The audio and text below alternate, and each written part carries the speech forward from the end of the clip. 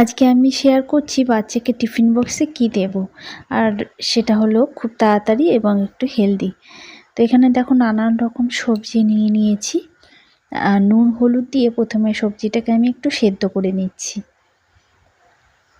সেদ্ধ হয়ে গেছে, এবার কড়াইতে তেল দিয়ে তার মধ্যে জিরে ফোড়ন দিয়ে দিলাম, আর দিয়ে দিলাম একটু হিং আর আদা বাটা।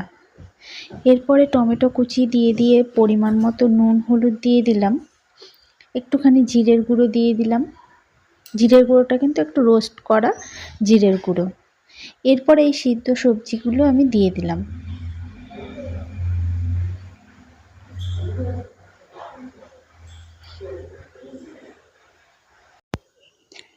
এবার একটু সবজিগুলো জাল হচ্ছে।